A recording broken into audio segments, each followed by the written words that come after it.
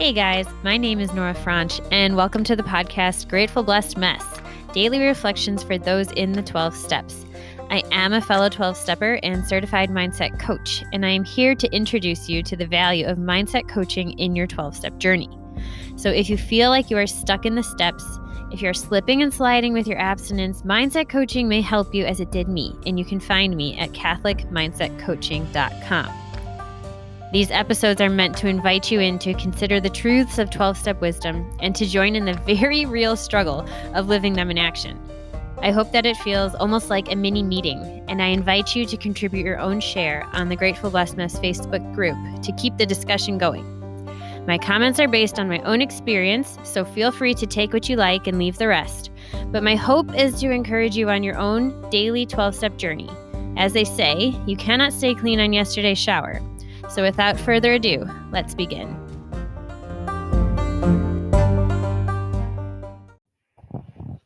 Hey everyone, we are reading today from Daily Reflections.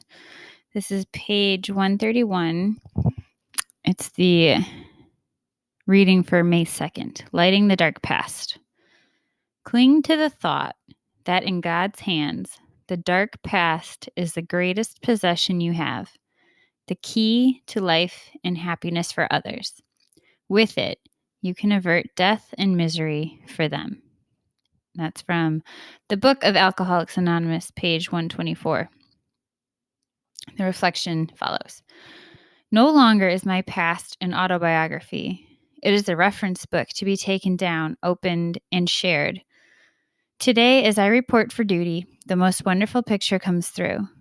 For though this day be dark, as some days must be, the stars will shine even brighter later. My witness that they do shine will be called for in the very near future. All my past will this day be a part of me because it is the key, not the lock. Oh, that's so good. That's so good. I know one of the promises is we will no longer regret the past or wish to shut the door on it. And I am still keeping my eyes glued to that one because I've come along quite a ways, but I still have quite a ways to go with regards to looking at my past. But I know in terms of my eating disorder, I am so grateful for having had to go through something so painful that I found the 12 steps, because it's just given me such a beautiful way to live life. And it gives me so much meaning and purpose when I get to, go out and help others and get to bless them with the thing that, once cursed me. And there is nothing, and you read about this in 12-step literature all the time, but there is nothing like a fellow, addict of whatever issue you're dealing with to connect and to understand and to see you, to really get you, where you don't even have to say it all. They just know, and they're not judging you because they did it too. And it's just a really beautiful thing. So cling to the thought that in God's hands, the dark past is the greatest possession you have, the key to life and happiness for others. And there's a couple things here. Our dark past is the greatest possession we have when it comes to spreading the message, right? But it's also the greatest possession we have ourselves. And I know I'm not alone in thinking this, but when I forget my dark past, when I forget how hard things were or how bad it got, that's when I start to slip and slide in my program. That's when I start to be less involved and to put myself out there less and kind of just start to atrophy away in program when I'm forgetting how real the disease was in my life. And so that's one of the cool things about actively participating in giving your share, or, being called to speak with a newcomer who's really in the throes of it, in the trenches, is that it helps you remember where you came from. It helps you remember your bottom and how low you are, or how many multiple bottoms that you had. And it's not for the purpose of fear. It's that reality check. It keeps us grounded in humility, because it's like, yeah, me too. And that could be me tomorrow if I don't hunker down and keep like throwing myself into program and throwing my life into the steps.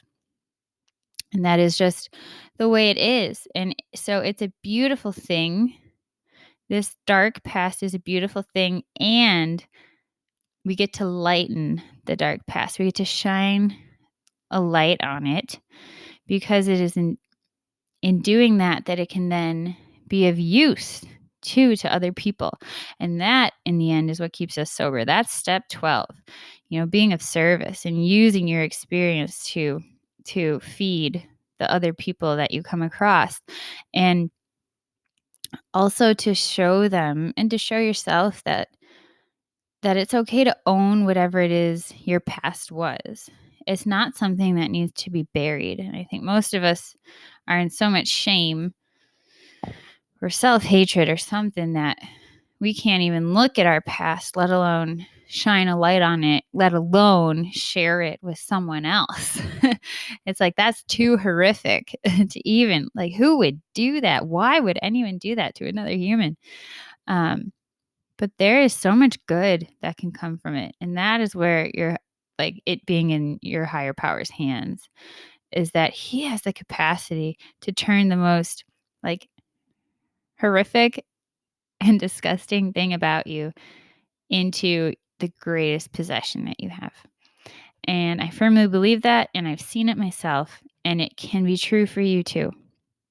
So let's say if you are in one of your darkest moments right now, I promise you, it can turn into the greatest possession that you own. You got to keep walking through it. Okay? He wouldn't take you to it if he wouldn't walk you through it. Hang in there. With that, I pass.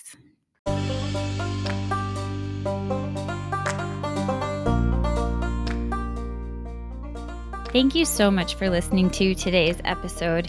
If you feel that mindset coaching could help you on your 12-step journey, please feel free to reach out and find me at catholicmindsetcoaching.com.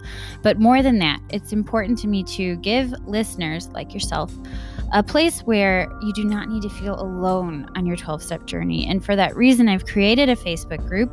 It's called Grateful Blessed Mess. And it's a place where listeners can go to add their own commentary on the share for the day, in addition to my own, and for us just to have a conversation or start a back and forth where people can find support in their 12-step journey. This is not a replacement for 12-step work. This is something outside of the 12 steps.